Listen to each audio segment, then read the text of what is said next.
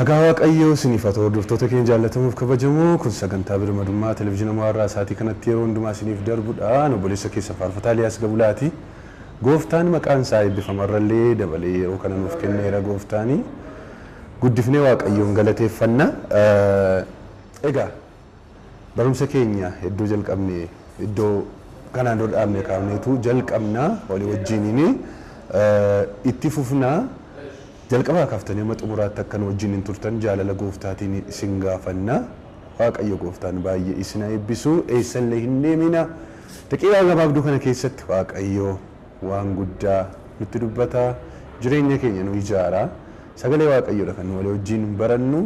Kanaaf mee kanaan dura akkuma goonu walii wajjin Waaqayyoon hin kadhanneetu sagantaa keenya jalqabna. Gooftaa keenya Yesuus Kiristoos galanni siif haa ta'u. Yeroo kana waan nu geesseef maqaan kee haa eebbifamu. Sa'aatii kana waan nu laatteef ulfaadhu. Sagalee kee nutti dubbadhu. Biyya garaagaraa haala garaagaraa keessa kan jiran maqaa Yesuus Kiristoosiin yaa Waaqayyo sagalee kee kanaan haa ijaaraman. Tarkaanfiin isaanii haa dabalamu. Humni hamaan hojiin seexanaa kan sagantaa kanaan mormu kan sagalee kee kanaan mormu maqaa Yesuus Kiristoosiin bakka jirutti kan hidhame haa ta'u. Jalqabaaf xumura nuu ta'e maqaa Yesuus Kiristoosiin si kadhannee irraa ameen. Tole egaa barumsa keenya guyyaa har'aa utuu hin jalqabiin dura walii wajjiniin maal barataa turre yeroo darbe torban darbe maal walii wajjin ilaalaa turre isa jedhu si yaadachiiseetanii itti fufna isaa irraa immoo mallattoon warra raajota sobduu mallattoon isaanii inni tokko yookaan qabxii isa torbaffaa walii wajjiniin ilaaluu erga jalqabne amma xinnoo bubbullee irraa jaalala horii qabu jennee mallattoon nama jaalala horiidhaan qabame maaliin beekama kan jedhu qabxii lama of jalaa qaba ture. Qabxii lamaan isaayyuu walii wajjin ilaallee irraa ni jalqaba. Eenyurrayyuu maalirrayyuu Yesuus caalaayyuu horii jaallatu jarri. Inni lammaffaan immoo horiidhuma malee jireenyi akka inni jiru hin amanan. Horii malee namni dhukkuba kana yookaan jaalala horii kanaatiin namni qabame warra raajota sobduu kana duwwaa utuu hin ta'in namootumti akkasumaan jaalala kanaan qabamuu danda'u. Gooftaan keenya Yesuus Kiristoos gooftaa mataa isaa danda'edha horiin jedheetu dubbata. Namni kamillee gooftaa kanaaf bitamuu yoo Waaqayyo isa gargaaruudhaa baate raajota sobduu kana duwwaa utuu hin ta'in waa'ee isaanii haasaa waan jiruuf malee namoonni warrumti kaaniyyuu ittiin qabamuu waan dandeessaniif akkasiin ittiin of ilaaltan jaalala gooftaatiin isin gaafadhaa. Sababi isaa wanti kun irraa adda ba'uudhaa yoo baattan mootummaa Waaqaatti hin galtan waan ta'eef jireenya bara baraa wajjin wal nagarta waan ta'eef jechuudha. Kanaaf horii malee jireenyi hin jiru. Ana karaan dhugaan jireenyi isa jedhu kan afaan hin dubbatu malee itti namanan jireenyi Yesuus hin jedhan karaan Yesuus hin jedhan jireenyi horiidha jedhanii amanu. Karaas kan namaa baasu qilleensa keessayyuu horiidhaan deemna.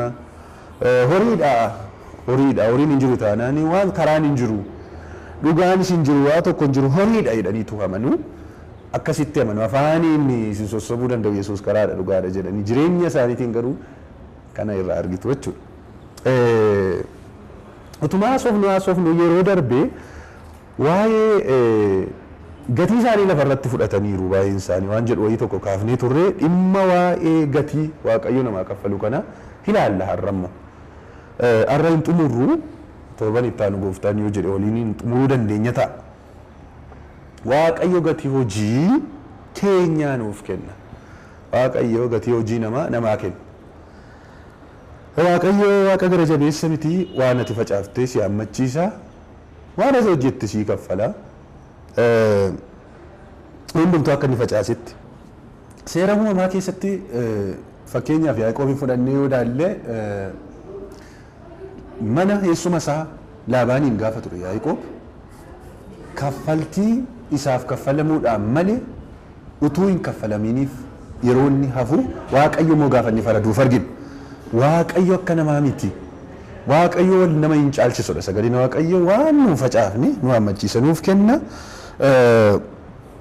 Sannuun isaaf keessumaa tajaajiltoonni hojii Waaqayyo hojjennee gatiin nuuf hin kaffalamiin hafattanii hin yaadina. Akkamitti akka inni kaffalamu walii wajjin hin ilaalla waan ta'eef sinii gala jedhee yaada.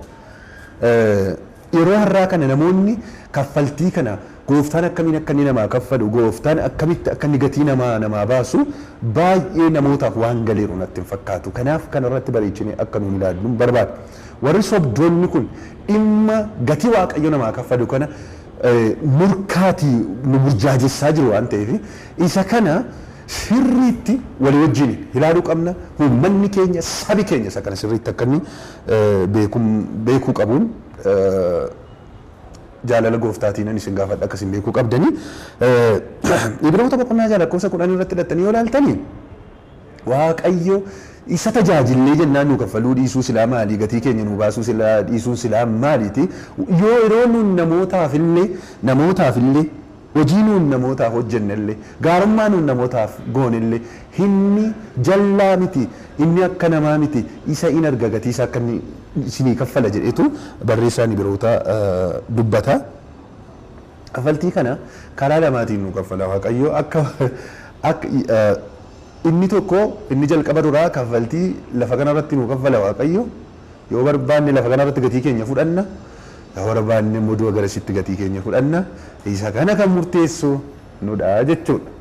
Kanaaf kaffaltiin kun iddoo lama waan isaan jiraniif keessumaa inni du'a garasii baay'ee hin argamu waan ta'eef namoonni qulqullummaadhaan waaqayyoon tajaajiltan yeroo isin itti qoramaa jirtanidha yeroo narra. Kanaaf isa kana bareechine sagalee waaqayyoo irra dhaabbannee walii wajjin ilaalla waan ta'eef iji keessan hin banama jedhee yaada. Keessumaa sobdoonnii fi barsiisonni sobaa raajonni sobaa waan isaan isinitti taphataa jiran deebii isaa hin argattu jedhee yaada. Maqaan waaqayyoo kan eebbifame haa ta'u. Egaa karaa lama ilaallan isiniin jedheera. Kaffaltii yookaan gatii waaqayyo namaa baasu lafa kanarratti du'a garasitti. Gatii ofii lafa irratti fudhachuu kan jedhu walii wajjin hin ilaalla. Jireenya tajaajilaa keessa wanti baay'ee na gaddisiisu yoo jiraate wanta ana duwwaa miti waaqayyoon illee kan garaa isaa gaddisiisu inni guddaan tajaajilaan tokko kiristiyaanni tokko gatii isaa lafa kanarratti fudhachuudha. Gatii isaa biyya lafaa kanarratti fudhachuun yeroo har'aa kana eebba fakkaatee mul'ataa jira. Yeroo har'aa kana fiixaan ba'umsa fakkaatee mul'ataa jira gatii ofii lafa irratti fudhachuun. Gatii ofii lafarratti fudhachuun maal akka ta'e walii wajjin ilaalla. Isiniyyuu gaafa sana murteessitu. Isiniyyuu gaafa sana warri lafarratti fudhataa jirtan naafoo aaga'u akkasiin jettan waaqayyoo ija keessan bane akka jettu jedhee yaada. Har'a fiixaan ba'umsa miti gatii ofii lafarratti fudhachuun eebba miti gatii ofii lafarratti fudhachuun. Waaqayyo gooftaan isin haa oolchu tajaajiltoota keenya. Waaqayyo isin haa oolchu. Gatii ofii lafarratti fudhachuu jechuun maal jechuudha? Wanta aduu gadiitiif jiraachuu jechuudha walumaa gala. Wanta aduu gadii duwwaadhaaf fiiguu jechuudha. Wanta aduu gadiitiif wanta aduu gadii kanatti jira yookaan immoo jireenya waggaa 60-70 biyya lafaa kanarratti jiraannuuf jenne tajaajilu jechuudha. Ishee kana fiixaan baafachuuf jennee tajaajilu ishee kana fiixaan baafachuuf jennee gooftaa Yesuusitti amanu tajaajiltoota duwwaa ishee kana duwwaadhaaf jiraachuu waaqayyo gooftaan isin haa oolchu. Waaqayyo gooftaan isin haa oolchu. Gooftaan keenya Yesuus Kiristoos akka jedhe namni waan addunyaa kanaa lafarra kanarra jiru hunduma nama tokkoof utuu kenninee namni tokko isayyuu kennamee fi duwwaa miti irraayyuu utuu buufatee qabeenya Ameerikaa keessa jiru, Eeshiyaa keessa jiru, Afrikaa keessa jiru, Awustiraaliyaa keessa jiru, ardiiwwan torban keessa kan jiran hundumaa nama tokkoof utuu kenninee isayyuu utuu irraa buufatee dachaa meeqa. Nam tokko du'aaf yoo kenname garuu lubbuu isaatti yoo irratti gatii maalii qabaadha. Isa kana sagantaa keenya sottaa nutti walii wajjin ilaalla waan ta'eef baay'isee keessa hin seenu. Fiixaan ba'umsa miti isiniin jechuufan kan hundumaadha. Fiixaan ba'umsa miti addunyaa kana dhuunfatanii dogarasitti yookaan immoo guyyaa dhumaa sanatti harka qullaafu harka duwwaafu waaqayyo gooftaan isin haa oolchu. Baay'een keenya gaasitti fudhataa irra baay'een keenya immoo fudhattanii fixxaniittu baay'een keessan immoo fudhattanii fixxaniittu kan kana caalaa kufaatiin guddaan jira illee yaaduun biyya lafaa kanarratti jechuudha. Yeroo baay'ee afaaniin Yesuus Kiristoos gooftaadha. Yesuus Kiristoos akkasii Yesuusiin tajaajila jechuu dandeenya afaaniin. Inni afaaniin hin sossobamne waaqayyo immoo maaliif akkati baadiyyaadhaan baate magaalaadhaan baate maaliif akkati joortu maaliif akkati tajaajiltu maaliif isa jedhu sana deebiftaan isa kana gooftaa gowwoomsuun hin danda'amu. Takkaa gowwoomsuu hin dandeessu maaliif akka deemu maaliif baadiyyaa deemaa maaliif magaalaa deemaa maaliif amma dhimma waa'ee waldaa banuu jettan kana ani wangeelli Kiristoos babal'atee jennaan hojiinan hojjedhu isa kana gammachuun koo daarii hin qabu. Daarii hin qabu gammachuun koo obboloota koo. Daarii hin qabu gammachuun koo. Garuu haa ta'uyyuu malee dhugaadhuma wangeela Kiristoos Yesuusiif jettaniitu kan isin kana goota. Isiniif anniisa isa kana. Isiniif anniisa isa kana. Manni isaaf Waaqayyo lakkaa'u isa kana. Dhaaf gatii kee lafarratti fudhachuudhaaf jettee badhaadhummaadha. Baay'een keenya gooftaa Yesuus Kiristoositti maaliif amantaa yoo baay'een isaa maaliif tajaajiltu? Baay'een keessa horii argachuudhaaf, beekamtii argachuudhaaf, waan adda addaa argachuudhaaf tajaajiltu. Baay'een keessa tajaajila baay'een keessa gooftaa Yesuus Kiristoositti maaliif amantan? Maaliifidha amantan gooftaa Yesuus Kiristoositti? Maaliif? Inni kun deebii kanaa deebisuun baay'ee barbaachisaadha. Maaliifan waldaa kiristaanaa deema jedhaatuuf gaafadha. Amantoonni keenya maaliifan deema? Maaliifan Yesuus Kiristoos kanatti amani? Sa jedhu kana jala murtanii beekuu qabdu. Yoo waan haduu gadiitiif ta'e gatii keessa lafa kana hin jiru waa tokkoyyuu. Hin jiru waa tokko. Guyyaa dhumaatti waa tokkoyyuu argachuu hin dandeessan. Waa tokkoyyuu argachuu hin dandeessan obboloota koo. Naa kanaafi Yesuus Kiristoositti amanuumti keenya maaliif amanne? Maaliif Pirotestaantii taate? Maaliif barbaaddeetu? Inni kun gaaffii guddaadha.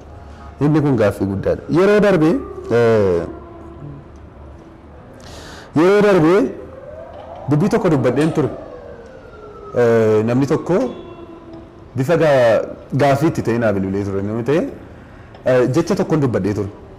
Warra sa'aatii 24 soba isinitti haasaanirra ana daqiiqaa 37 keessaa gaaf tokko isinitti dhugaa isinitti dubbatu isinii wayyo jennaan akkam akka jettaa jedhe tokko aareetu bilbil akkamiin akka jettaa amantii garaagaraa keessa warri jiraniyyuu dhufanii isaan biratti amanaa jiru.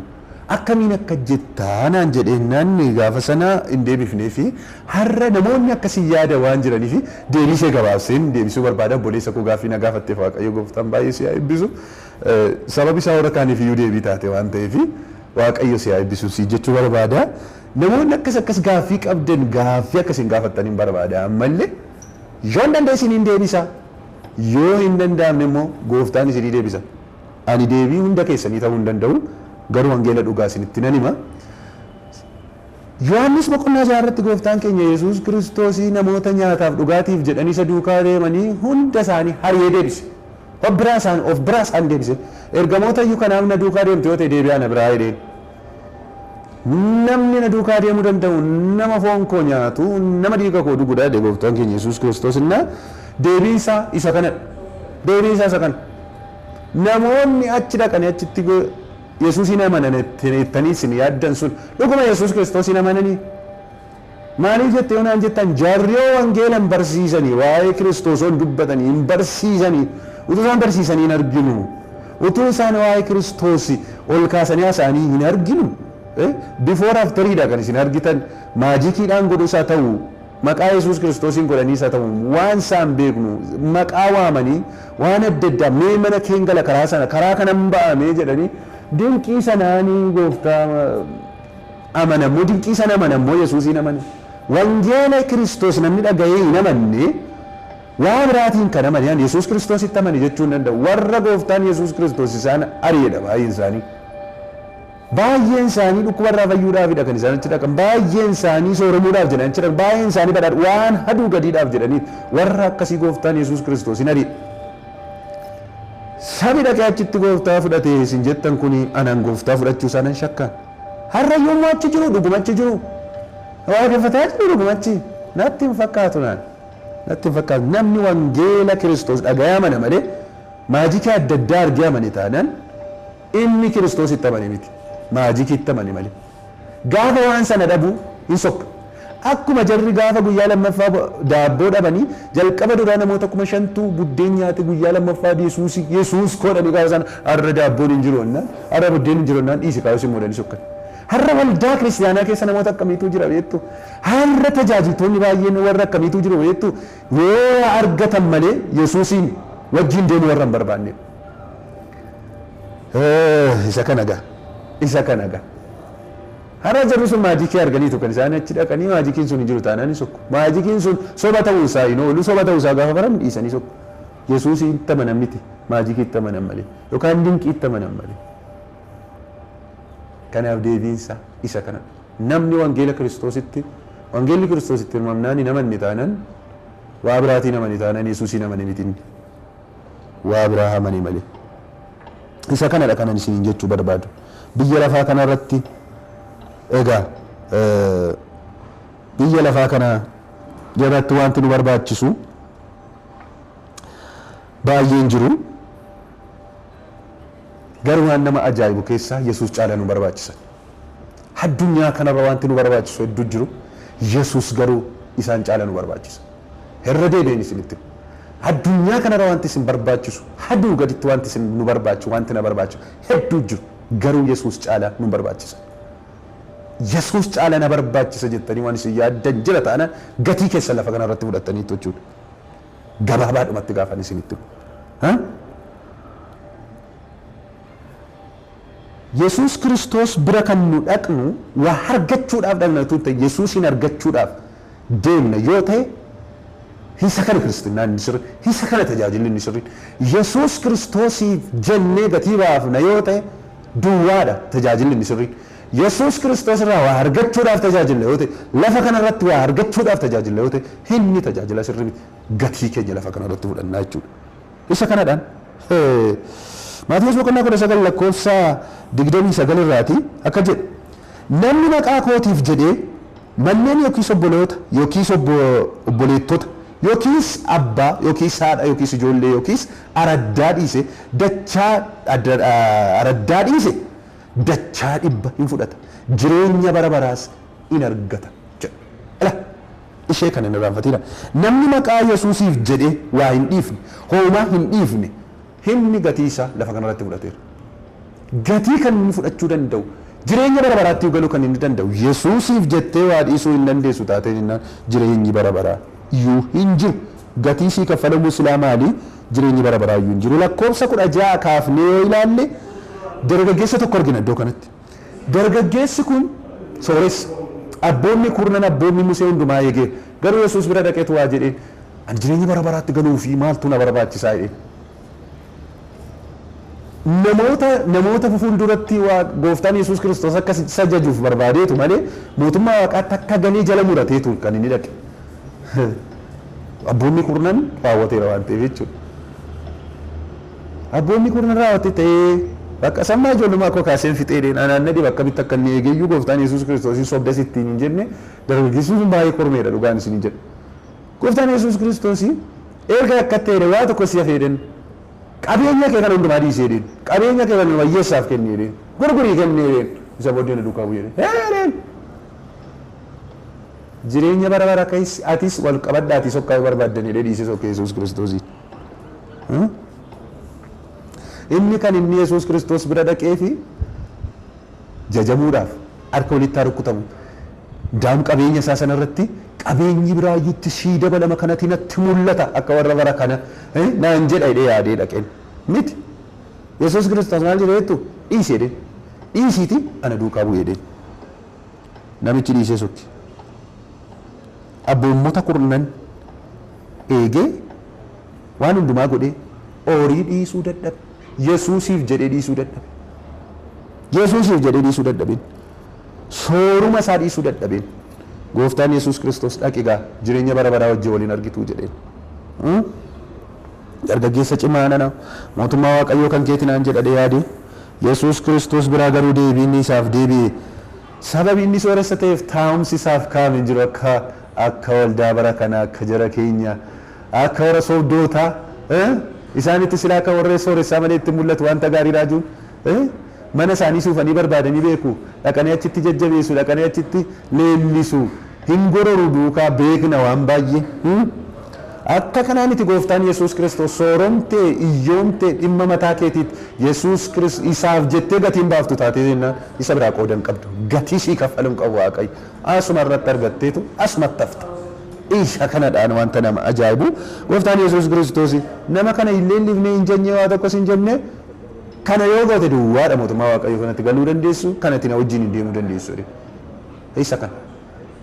Ela obboloota ko irra deebiin isinitti isaa booddee ergamoonni bita isaan gale erganni akka ta'e suuressi erganni mootummaa Waaqaatti hin galle namni buumni kun akkasitti raawwate ergaa mootummaa Waaqaatti nuuni gatii maalii qabna reennaan gooftaan Yesuus Kiristoos isaanitti galagalee akka jedhu na dhaggeeffadhaa sila isinii dubbise anaaf jettanii araddaa keessan ijoollee keessan obbolootota keessan obboleessa keessan qabeenya keessan warri dhiiftanii edeen dachaa dhibbaanan isiniif kaffala du'a garasitti maqaan Waaqayyoo kan eebbifamee ta'e yoo dhiiftan jedheen har'a isinittan warri gooftaa Yesuus Kiristoosiin amantanis warri gooftaa Yesuus Kiristoosiin gana amantanis warri tajaajilaa jirtanis warri amantoota ta'anii waldaa kiristaanaa keessa jirtanii na dhaggeeffadhaa irra deebiin isinitti hima Yesuus Kiristoosiif jedhamee hin dhiifama malee argachuudhaaf miti kan gooftaa Yesuus Kiristoos bira dhanne kan waldaa kiristaanaa deemnu kan Yesuus Kiristoositti kan nuun amanne baay'een keessan dhukkubarraa fayyituu kottaa isiniin jedhanii qabeenya argattuu kottaa hin sooromtuu Yesuus bira xaaxaan tokko hin jiru kottaa isiniin jedhu warri sobduun haan immoo akkasan isin jedha kottaa gara Yesuus Kiristoos hin rakkattu hin ari'atamtu hin lolamtu haadha keessan irraa abbaa keessan irraa adda baatu dhiisaatii kottaa saqabdaniyyuu yoo dhiiftan Yesuus Kiristoos bira kan isin dhufuu dandeessan isin sossobu Yesuus Kiristoos bira kan isin dhuftaniif Yesuusin argachuuf malee qabeenya argachuuf horii argachuuf qabeenya horii saqabdaniyyuu dhiiftaniitu kan isin dhufuu qabdan Yesuus bira sababi isaa maaliif kakuu Waaqayyo nuu kakate jireenya bara baraati maqaan Waaqayyoo kan eebbifame ta'u Yesuus Kiristoos gaaf tokkoyyuu badhaadhaa taatan nuun hin jedhu Yesuus Kiristoos gaaf tokkoyyuu isin sooromsaa kottu nuun hin jedhu jireenya bara baraan sii kenna nuun jedhe gooftaan Yesuus Kiristoos jireenyi bara baraa qabeenya caala qabeenya kee gurgurtee jireenya bara baraa utuu argatte dinqii mitiire dinqii miti kasaaraa sitti fakkaatamni jireenyi bara baraa kiristinnaan jireenya bara baraati kiristiyaanummaan jireenya du'a garasiiti kiristiyaanummaan gatii ofii lafarratti argachuu miti gatii ofii lafarratti argachuudhaaf yoo ta'e Yesuus bira dhufiin dhaqii nagadi hatteeyyuun argatta sin barbaachisu Yesuus dhugaan isiniin jedha sa'amaadhaaf sagaariidhaafis bokkaa isaa irra obsada sagaleen Waaqayyo xaafii facaafatteetta taanaan Yesuusitti waan amantee boqqolloo siif hin biqilu akkuma warra kaanii xaafii sii biqilu Yesuusin sin barbaachisu waan aduu gadiitiif dhugaan siin jedha hojjedhu dhaqiiti Yesuus inni hangafaa ilaa Yesuusa kanaaf nun barbaachisu jechuun koo nuuf hin eebbisu jechuu koo miti jireenya lafarraa fiixan boomsa nuu kenna gooftaan garuu inni hangafaa Yesuus Kiristoosiin bira kan nu dhufne jireenya bara baraa jiraachuudhaafi haaleluyyaa lafa kanarratti morma keenya kennine haadha keenya dhabne abbaa keenya dhabne qabeenya keenya dhabneetu jireenya bara baraa argachuudhaaf Yesuus Kiristoos bira kan nu dhadhu warri sobduu isaan isin gowwoomsa miti hin rakkattaare sirriitti rakkatta malee Yesuus Kiristoositti amanteennaan hin beeloftaare gudii amma duututti beelofta malee ari'atamuu jira Yesuus Kiristoositti amanteennaan sittan hima garuu waa tokko waan horiidhaan hin argamne waan qabeenyaan hin argamne waan ati eessadatti argachuu hin dandeenye horii keetiin qabeenya keetiin argachuu hin dandeenye jireenya bara baraa garuu abdii kakuu sii galeera gooftaan kakuu Yesuus Kiristoos nuu gale jireenya bara baraatidha Yohaannisiin dhaqeen isinii dubbisa laa Yohaannisa duraa boqonnaa 2 lakkoofsa 24-25 lakkoofsa 24-25 na dhaggeeffadhaa sirriitti laa wanti isin jalqabdanii dhageessan garaa keessan keessaa jiraatu haleluuya wanti isin jalqabdanii dhageessan garaa keessan keessa yoo jiraatu isin na dhaggeeffadha isin yoo isin keessa jiraate waan isin dhageessan sagaleen Waaqayyo isin keessa jiraate ilmichas beektu abbicha keessas hin jiraattu jedhaan ilmichaaf abbicha keessa hin jiraattu abdiin inni nu abdachiise isa kan innis jireenya bara baraati haleluuya Yohaannis gaafa dubbii kana dubbatu jalqaba waa eenyutti dubbata sayyidu eenyutti dubbataa jira sayyidu adda baafnee beekuu qaba eenyutti dubbataa jira beektu Yohaannis namoota wangeelaaf jedhanii hariyatamanii biyya garaagaraa faca'anii fi barreessa yaa jarana dubbii isa jalqaba duraa dhageessan sana hin irraanfatina maalidhaan dubbichi irrattattanii dhiphattanii giriirfamtanii miti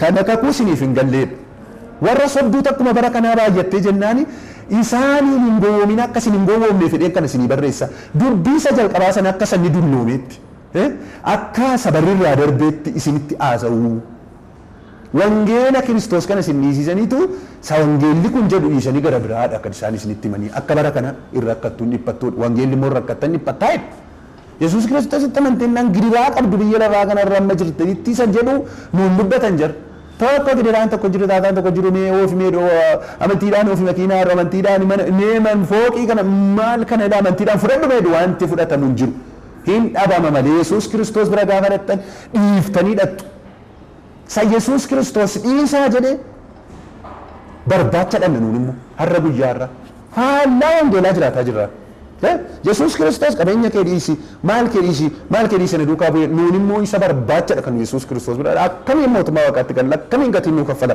hin dhiiftan taanaan gatiin isinii kaffalamu hin jiru wanti lafa kanarratti nuu kaffalamu mootummaa waaqaatti akka nuu kaffalamne nuun godhu gaafa tajaajiltu waa argachuudhaaf sammuu keetti yaaddee tajaajilta taanaan mootummaa waaqaatti waa tokkoyyuu hin argattu isa kana hin irraanfatina iddoo kanatti abdii irrakkattanii abdii isiniif hin galle hin irraanfatina isa kana dubbiin kun isin keessaan bayineedhaan Yohaannis gaafa jalqabama duraa gooftaan Yesuus Kiristoos maal jedhe isa yaadadha biyya lafaa kan amma jirtanitti gidiraa qabdu jedheera jecha isaa kanaafuu abdiin nuu gale maal deebi'ee dhufeen isin fudhadha jireenya bara baraan wajjin hin jiraattu kan abdiin keenya malee rakkinni akkam jiru hin irraanfatinaan bara kana keessa namni meeqaa Waaqayyo wajjin wallolee Yesuusii wajjin walloleeti kan inni jiru sababi isaa maaliif rakkinni hin jiru nuun jedhu rakkinni immoo isaan biraati wacaa ooltanii sirbaa ooltanii anillee dhaqee hin beeku sirbaa ooltanii wacaa ooltanii gaafa galtanii rakkinichi balbala keessan dhaabbatee isin eega maaliidhaaf nu dhageenya akkasiin kun akka kanaafuu Yesuus nan jaallatu Waaqayyo nan jaallatu wanta akkasiin jiru Waaqayyo jaalalli isaa biyya lafaa kana jireenya biyya lafaa kana jannata sii gochuutu hin ta'in jireenya bara baraa sii kennuu isaati maqaan Waaqayyoo kan eebbifamee haa ta'u innaa dhiisuu qabdu jarri har'a teessanii yoo ilaaltanii waan dhiisan hin qaban hinaatu annan dhiisanii soban dhiisanii ejjan dhiisanii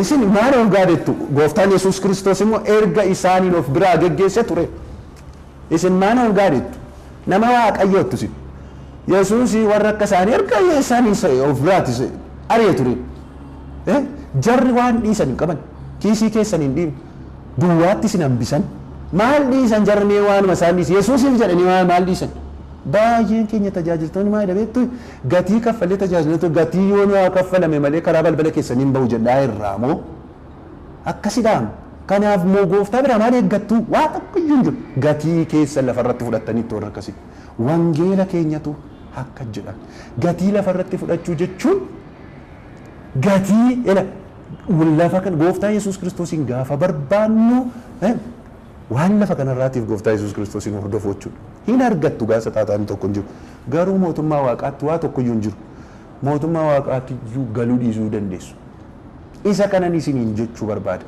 lafa kanarratti ara biiliyooneroota ta'uuf jedhaa jiru baay'een isaanii inni kun eebba miti obboleessa ko inni kun eebba miti isa kana dhiisanii Yesuus Kiristoos duukaa deemuudha malee eebbi achitti isa du'a garasiitti badhaafamu achitti badhaafamu isa fiixaan ba'umsi Waaqayyo gatii keessa lafarratti isiniif hin laati egaa barumsa keenya guyyaa irraa kanumaan xumureerra isa itti aanutti gatii keenya du'a garasitti fudhachuu kan jedhu bareechine bal'ifneetu sagantaa keenya sattaanutti walii wajjin ilaalla egaa har'a gatii ofii lafarratti fudhachuun maal akka ta'e bal'ifnee walii wajjin ilaalleerra gatii ofii lafarratti fudhachuun Yesuus Kiristoosiin kan nu barbaannuuf waan aduu gadiitiif gaafa isa barbaannu isaaf jennee gaafa tajaajillu waan aduu gadiitiif yeroo nuun olii gadi fiignu Yesuusiif jennee waa tokko dhiisuu dadhabu inni kun gatii ofii lafarratti akka nu fudhannu nu goosisa Waaqayyo gooftaan isa kana nu oolchu gooftaan isin jabeessu lafa isin jirtanitti dubbiin kun jireenya keessan ijaaru dubbii kana malee eessayyuu ga'uu hin dandeessan dubbiin kun sagalee Waaqayyooti Eliyaasitu jedhe miti anatu jedhe miti Waaqayyo gooftaan baay'ee isin eebbisu sagantaa keenya sattaanutti hamma deebinee wal agarruutti nagaa gooftaatiin turaa dhugichi birma duusin baasa dhugichatti qabamaa jiraadhaa nagaa nagaatti Waaqayyo gooftaan maccaa isinii wajjin haa ta'u ameen